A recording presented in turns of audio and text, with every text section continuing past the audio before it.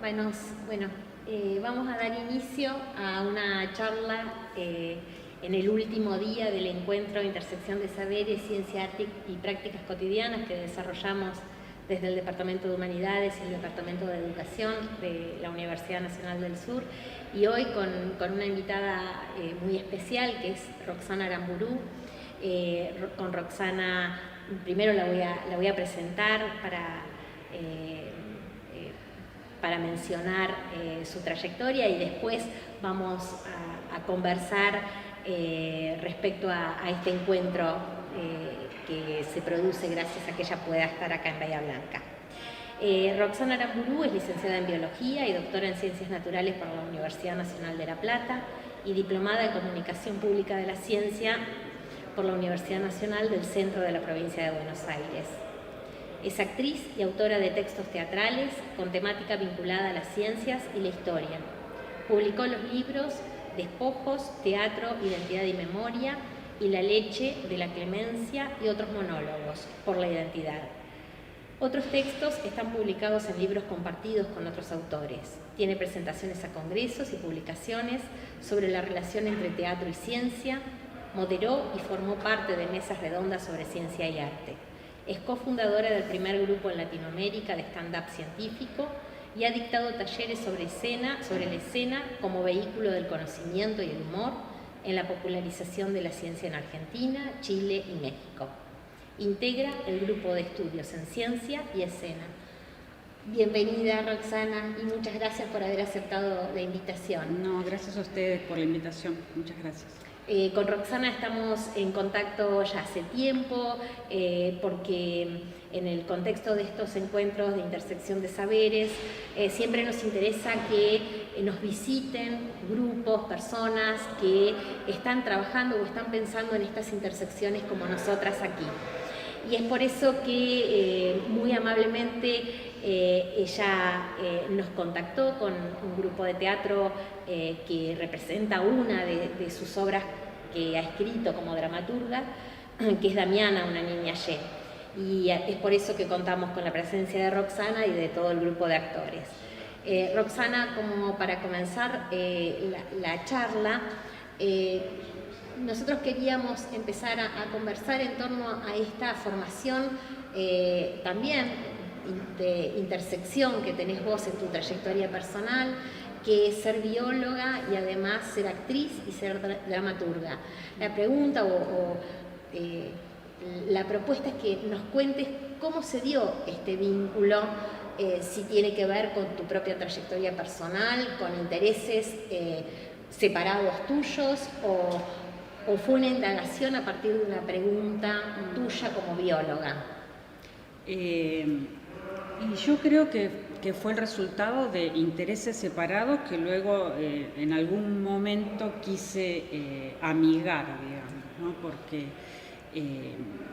mi formación académica es la biología y soy doctora en ciencias naturales, entonces hice toda una trayectoria académica en una facultad, pero siempre tuve como cierta relación con la escena, porque a los 28 años, yo era grande ya, empecé a bailar flamenco. Entonces tuve durante muchos años, casi 30, una relación con el flamenco y con la escena del flamenco, desde la música, desde el baile, etc. Y más adelante todavía, porque yo estaba buscando algo que tuviera que ver con lo corporal, con no sé, como decirte Feldenkrais, no sé, una disciplina así de esa naturaleza. No encontré nada, porque no supe buscar bien, evidentemente, no sabía qué era lo que quería. Y una amiga me convenció de hacer un taller de teatro, de actuación, y yo no quería ir porque me parecía que no tenía nada que ver conmigo, y cuando entré ahí me di cuenta que era el lugar que me acogía realmente en todos los aspectos, que se juntaban ahí un montón de cosas que a mí me interesaban, la literatura, el cuerpo. Bueno. Entonces, bueno, me quedé a vivir ahí. Y después, pero yo ya tenía 38 años y ya tenía una carrera en la biología. Y después de eso empecé, pero lo hice como si fuese una herramienta para mi trabajo actoral, hice un taller de escritura creativa, pero también arranqué el taller como diciendo, bueno, esto para otra cosa, y me di cuenta que me encantaba y que estaba como pez en el agua ahí, y bueno, y no me fui más de la dramaturgia. Entonces, empecé a escribir y escribí muchísimo, sobre todo en los primeros años, y después, bueno, empecé a aplacarme y a elegir un poco más y eso, pero escribí mucho y en un tiempo cortito. El tema es que, bueno, yo no podía elegir entre dos cosas, no tenía la chance. Yo vivo de las ciencias, digamos, porque tengo mi trabajo ahí, y no podía vivir del teatro, del arte. Entonces, eran como dos esferas que empezaban a pelearse en algún momento, porque para mí el teatro nunca fue un pasatiempo. Para mí era una actividad tan importante como la otra. Entonces, ahí, bueno, en determinados momentos se armaba lío, porque, bueno, yo quería tensiones, conflicto todo el tiempo, porque entonces, a raíz de eso, yo digo, bueno, yo tengo que encontrar una forma de que estas dos cosas se junten, de alguna manera. Y además ya empezaba a ver, bueno, que había muchas cosas de la ciencia y del arte que se compartían, que no eran tan una cosa o la otra como además me lo manifestaban, ¿no? Porque, bueno, en mi trabajo también yo tenía ciertas dificultades por dedicarme a lo artístico también, ¿no? Algunas me las decían en la cara y otras las decían por atrás. Entonces, digo, bueno, yo tengo que encontrar una manera, y así fue como, a veces, yo creo que casi sin quererlo, porque cuando, a raíz de las charlas que tuvimos con vos, Ale, empiezo a revisar cuáles eran las obras que yo había escrito con temática de ciencia. Y ahí me di cuenta de una que fue una de las primeras en donde yo ni la recordaba siquiera.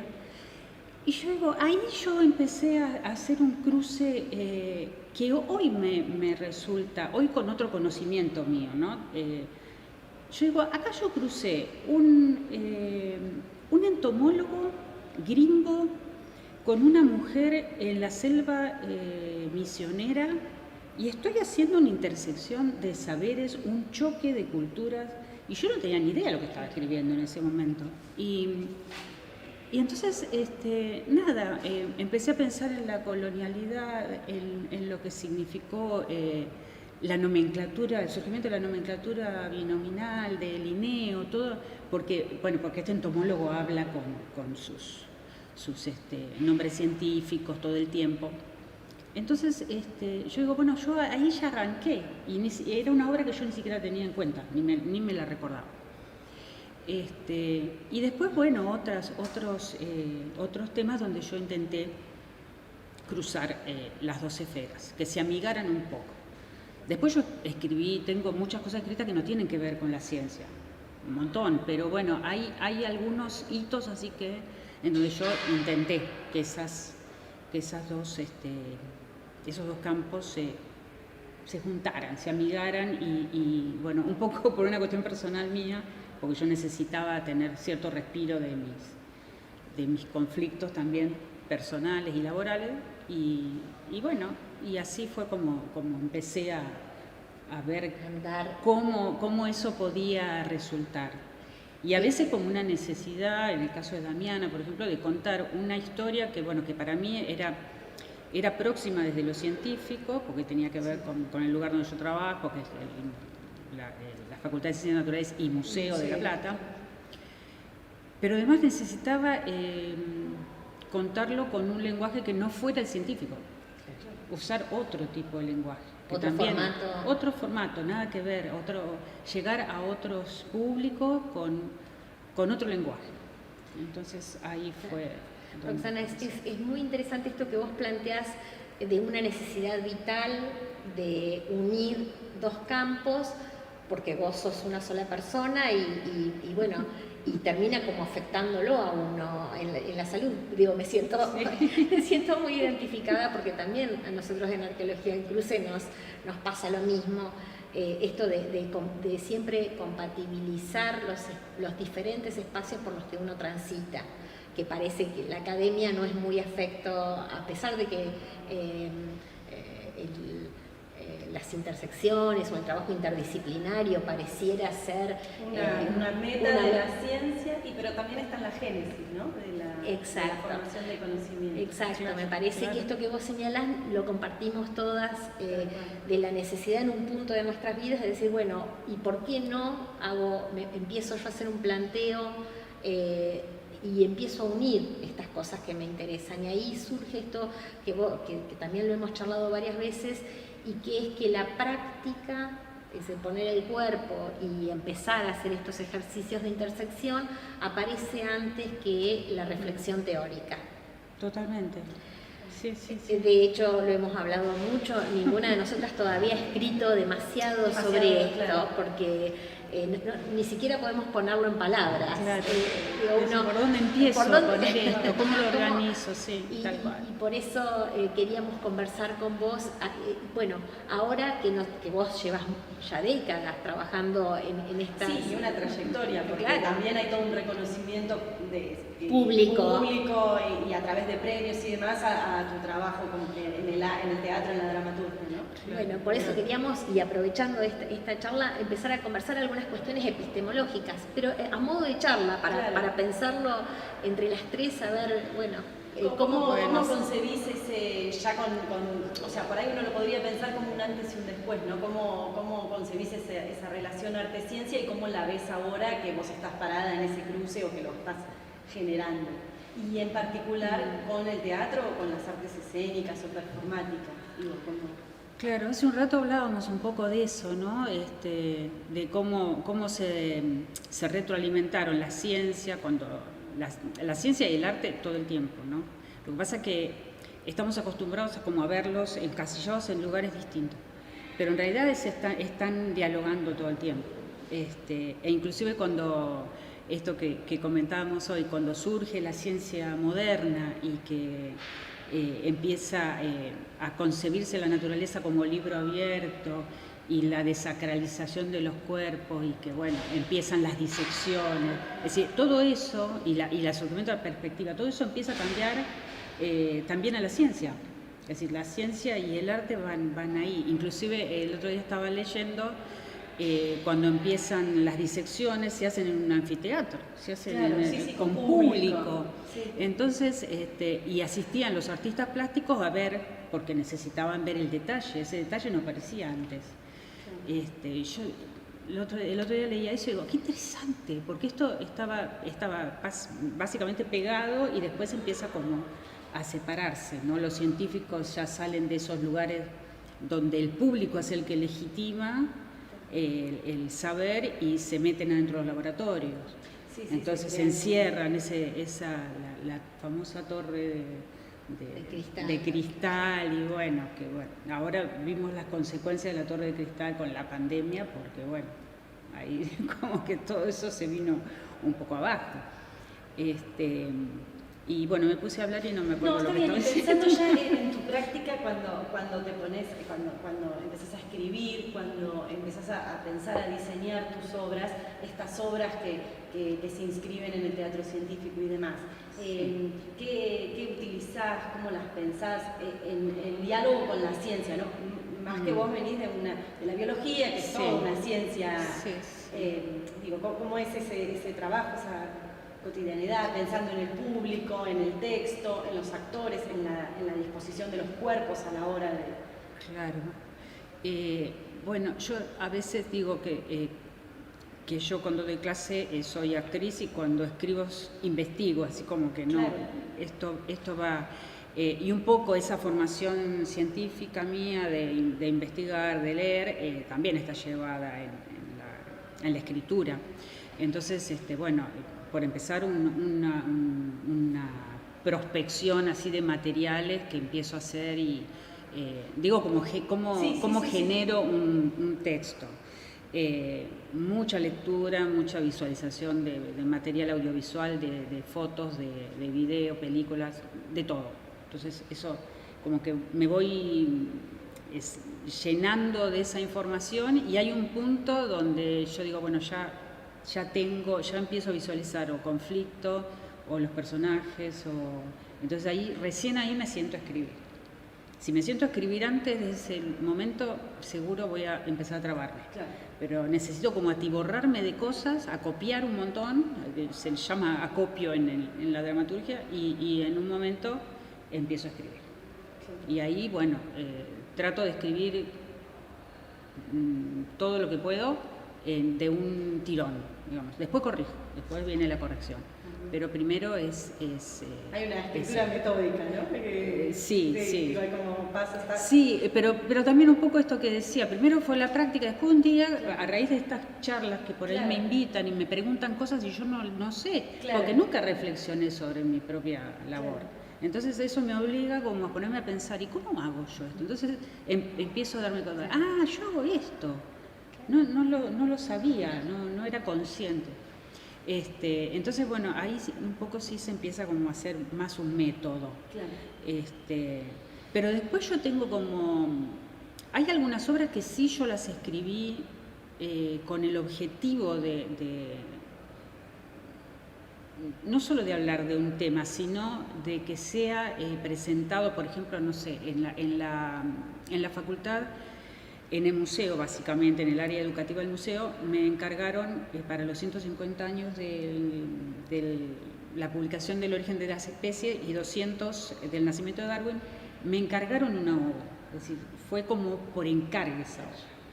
Entonces esa obra surge a partir del espacio, porque yo, como si iba a ser en el museo, lo primero que hago es ir al museo, estoy en el museo en realidad, es ver cómo es el espacio, cuáles son las salas que me pueden ayudar, qué acústica tiene, es como que parte esa obra del espacio y después ahí viene el contenido. Pero en otras no, en otras es el puro deseo, no sé, Damiana por ejemplo, el puro deseo de escribir sobre ese tema. A partir de estas imágenes que teníamos, la escribo con Patricia Suárez, la hago en coautoría, pero es por el deseo de hacerlo, nada más, claro, de hablar de eso desde otro lenguaje. Y en términos de público, pensando en estas obras que tocan o circulan en torno a la ciencia y el conocimiento, ¿qué pasa con el público? ¿Vos lo pensás al público a la hora de escribir? ¿Tomás la devolución que te hace? Digo, ¿cómo se dialoga con el público? Yo escribo mayormente para público adulto. Tengo alguna obra para infantil, pero en general escribo para adultos.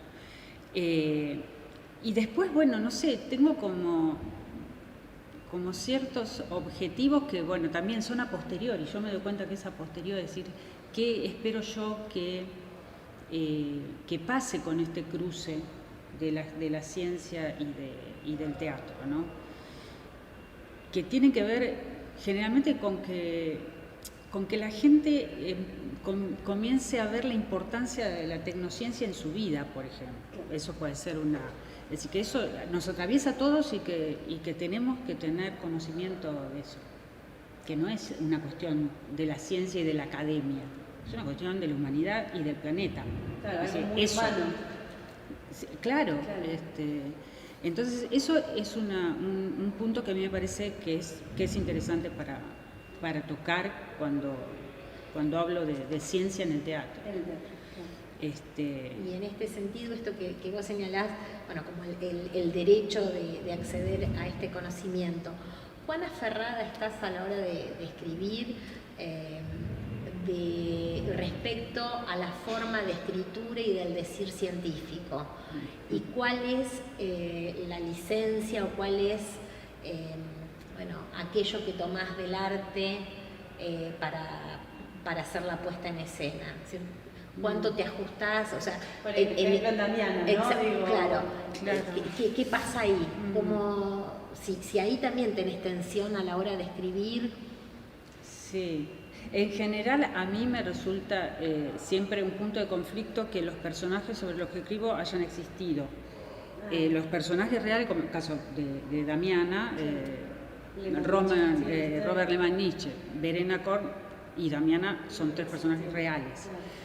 Entonces, porque siento que me quita como cierta libertad para ficcionar lo que se me canta. Pero en general, sí, hago lo que quiero.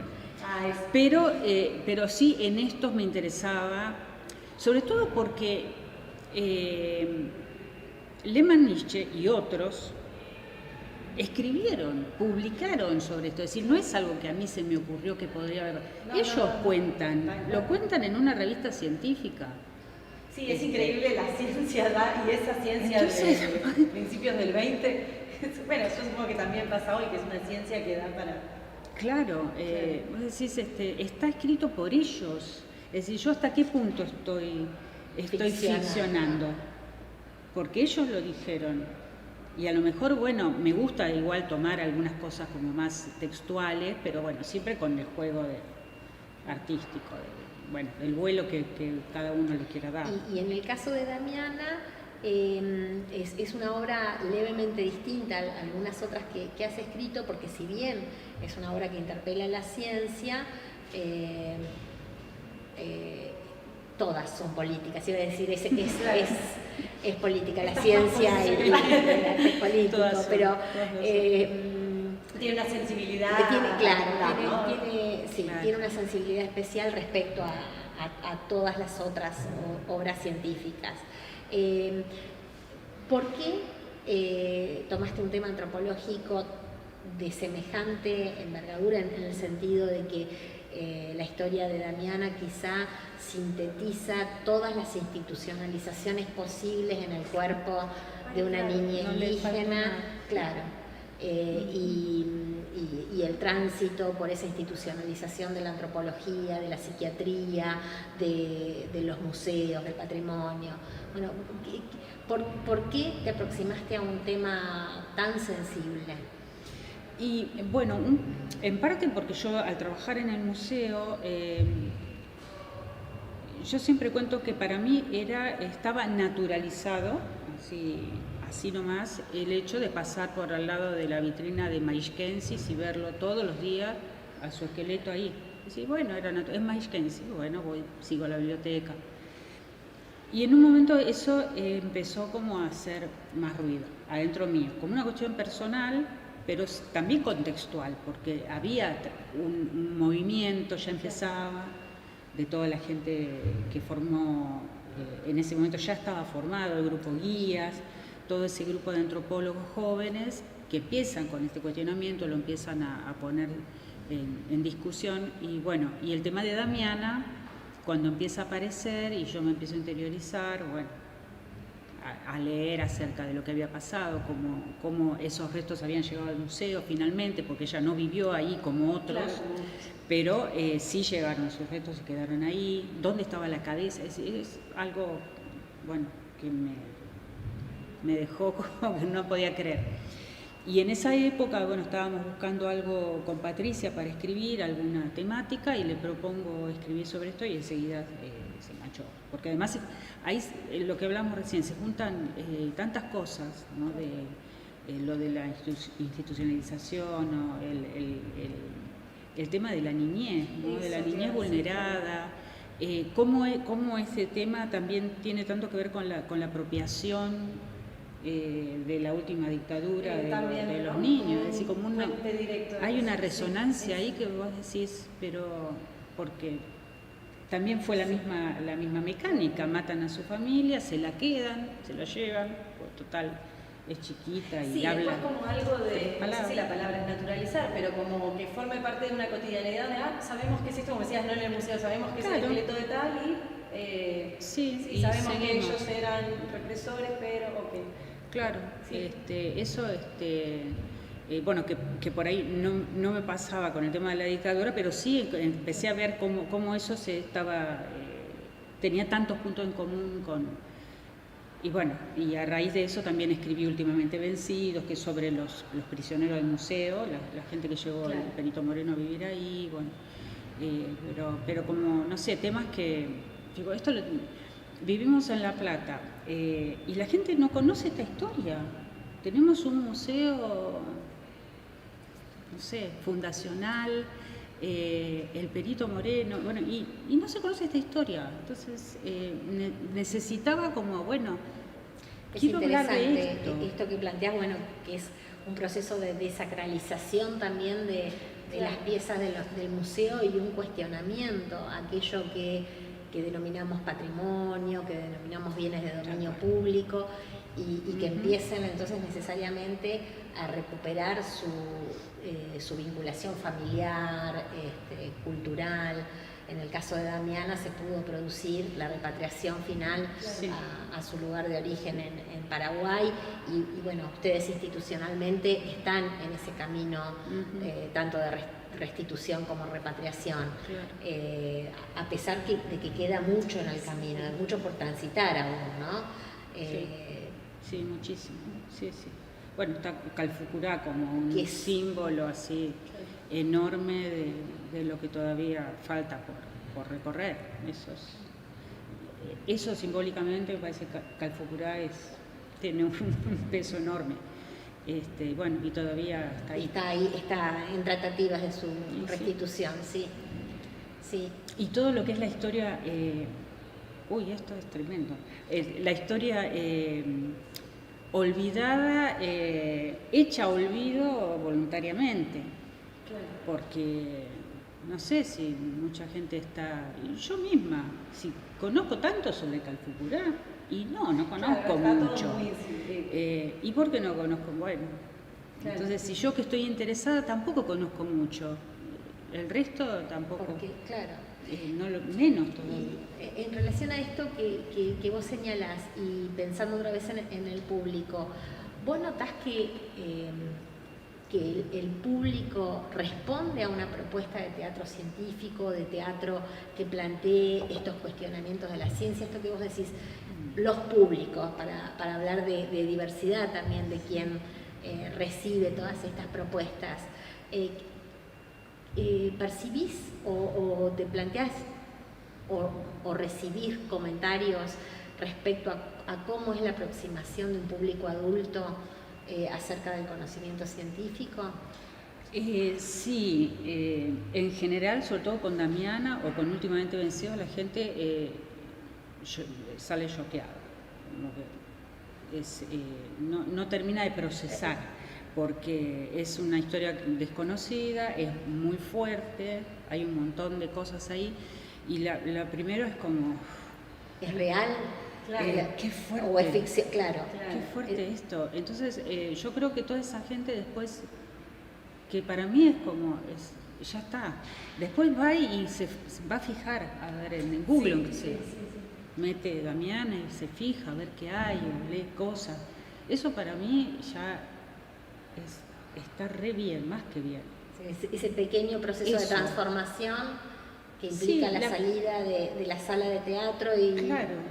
Sí, y la curiosidad, generar curiosidad y, bueno, interés por cosas que se sabía poco o que se desconocían por completo.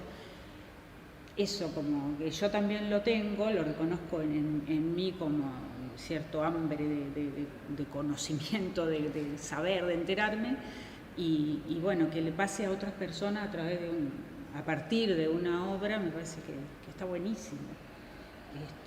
No me lo planteo como una cuestión didáctica, de que les voy a explicar cómo son las cosas. No me interesa, nadie sabe cómo son las cosas. Pero sí esto, ¿no? Estos movimientos, que vos vayas a ver una obra que te quedes con... No sé, que te sacudan, que... Y por otro lado también, Roxana, vos en estas experiencias no solo tenés una trayectoria en obras que provocan la sensibilidad respecto a los temas científicos, sino que también utilizás el humor y especialmente el stand-up. Contanos un poco cuál fue tu experiencia. Bueno, eso también tiene que ver con algunas cosas de estos últimos tiempos, ¿no? Donde yo creo que hay como cierta tendencia a volver a juntar la ciencia y el arte, ¿no? Hay algunos ensayos. Y desde lo estatal también nos pasó, porque cuando yo hago el curso de stand-up lo hago becada por el Ministerio de Ciencia, Tecnología e Innovación Productiva en el año 2015. Es decir, ahí había un programa de popularización de la ciencia, es decir, se estaba dando mucha pelota a eso. Sí, empieza a hacer una pestaña en el CIGEO. Y empieza la posibilidad de poner eso que forma parte de nuestro currículum, que a mí se me anulaba. Es decir, si yo ponía ciencia, no podía poner arte. Y bueno, eso también fue motivo de una charla, discusión con el secretario de mi facultad, porque, ¿a quién le interesa que vos hagas esto? Pero es tu hoja de vida, ¿no se supone que ahí está todas tus capacidades? Bueno, y no, pero eso porque te pasa a vos solamente. No, y no me pasaba a mí solamente, porque cuando y además se hace la convocatoria del ministerio a científicos interesados en hacer el curso de stand-up y se presentaron 300 personas. Bueno, claro. ¿En Ciudad de Buenos Aires? Era federal, era federal, pero bueno, como era presencial también. Claro. Tuvimos un compañero de Córdoba, compañero ahora actualmente también del grupo de estudio de ciencia y escena, que venía de Córdoba, pero también en la mitad tuvo que dejar. Claro. Pero sí, gente que lo está haciendo como aficionado y que también forma parte de la producción de conocimiento científico, ¿no? Claro. Está lleno de gente. Sí, por supuesto. Nadie te tiene que habilitar, Qué importante esto que señalás, Roxana, que es cuando el Estado tiene un programa político, un programa de gestión de la comunicación pública de la ciencia, en la cual estas prácticas que, como decís vos, suele quedar más en las decisiones personales que cada una de nosotras tiene, y de golpe cuando hay un Estado que puede gestionar esto, lo que vos pensabas que era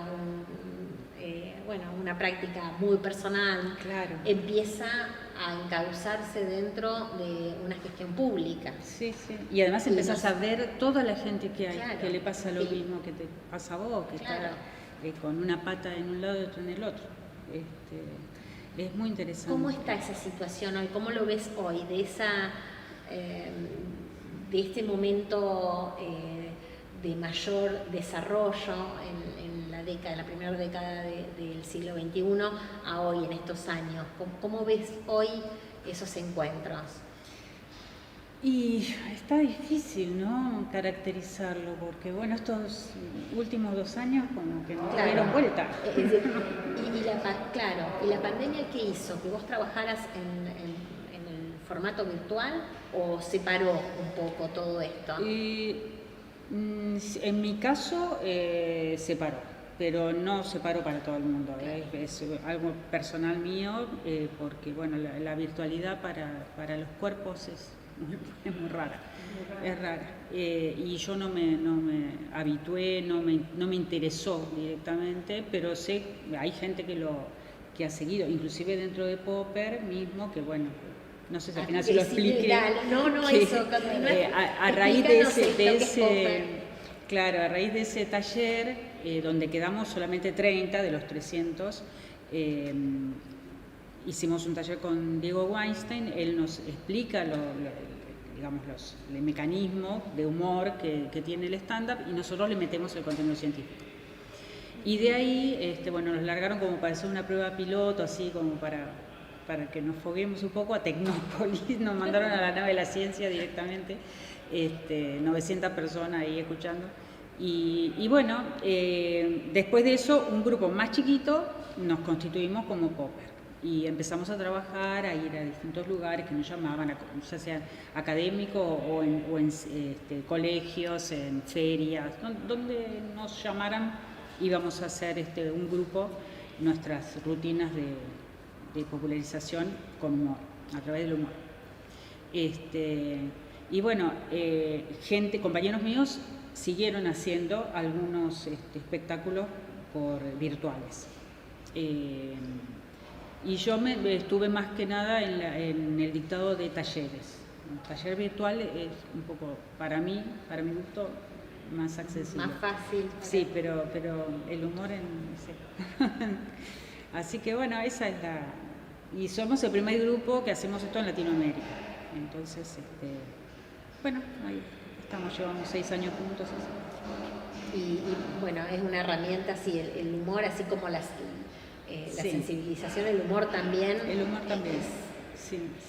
Sí, porque lo que pasa, nosotros tratamos mucho esto, es salir del estereotipo del científico. Claro. Digamos, el estereotipo del científico, el hombre grande con anteojos, guardapolvo y loco. Mostrar que los científicos somos personas como cualquier otra, es decir, que cualquiera puede hacer ciencia, también. acercar la ciencia a los que hacemos ciencia con los que no la hacen, a los públicos.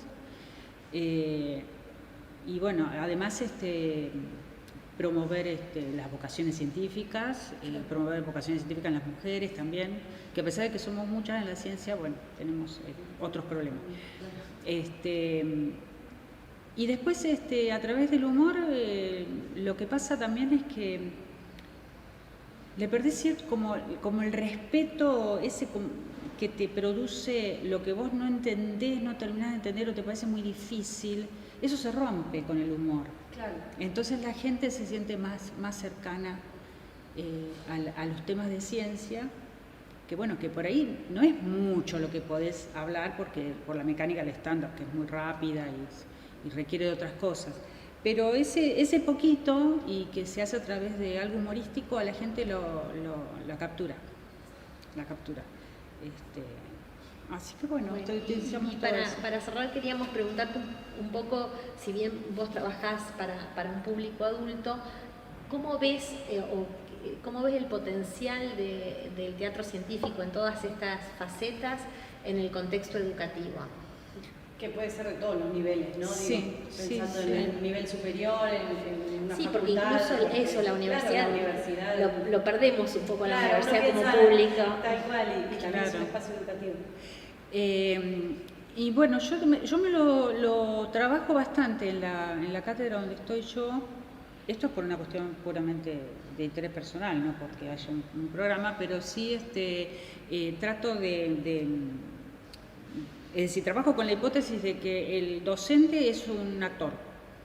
Es decir, ahí hay una esfera, las dos esferas se juntan. El docente cuando da clase, para mí, se sube a un escenario y está, en cierto modo, actuando. Entonces, muchas herramientas del teatro le sirven a los docentes, le sirven a los estudiantes, cuando, no sé, se plantean que tienen que ir a dar una clase o tienen que exponer en un congreso o presentar un proyecto en una municipalidad, donde sea, que tengan que hablar en público, hay herramientas del teatro que las pueden meter dentro de su formación.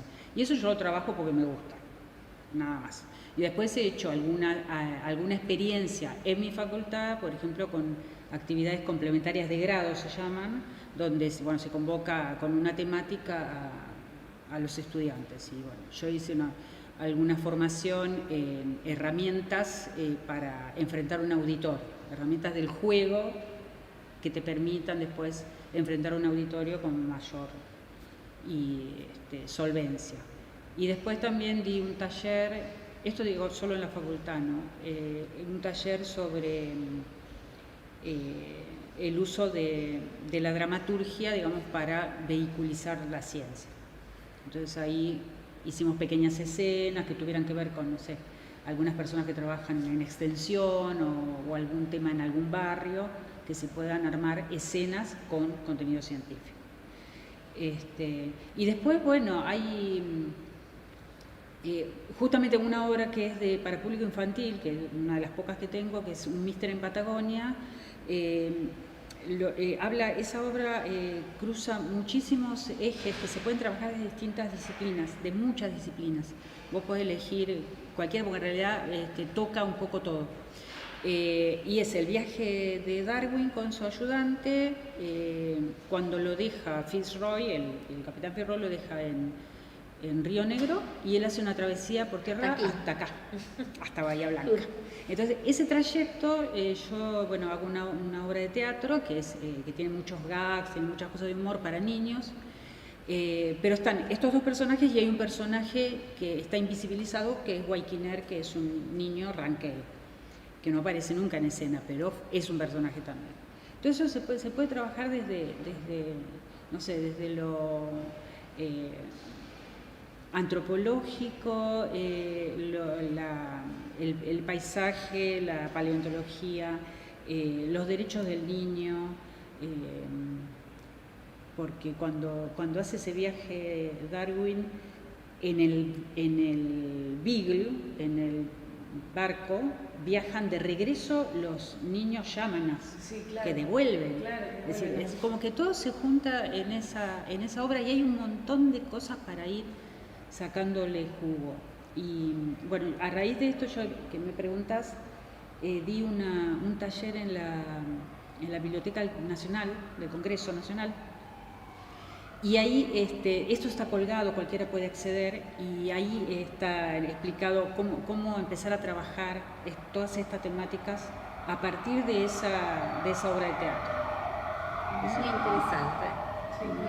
Hay un montón de cosas que se puede y que se pueden ramificar, desde ver videos, ver, no sé, El botón de nácar de Guzmán, de Patricio Guzmán, u otras películas. No sé, se empieza a ramificar de una manera, no sé, me gusta. Súper interesante. Sí. Bueno, Roxana, no sé si vos querés hacerle alguna otra No, yo creo que, pregunta. habló un poco de todo lo que estábamos esperando escuchar. ¿Te sentiste cómoda? Muchísimas gracias. Sí, bárbaro. Bien. Ay, qué bueno. Hablé mucho. No, fue interesante, realmente, gracias. Bueno, no, gracias a ustedes, muchas gracias por la invitación. Muchísimas gracias, Roxana. Bueno.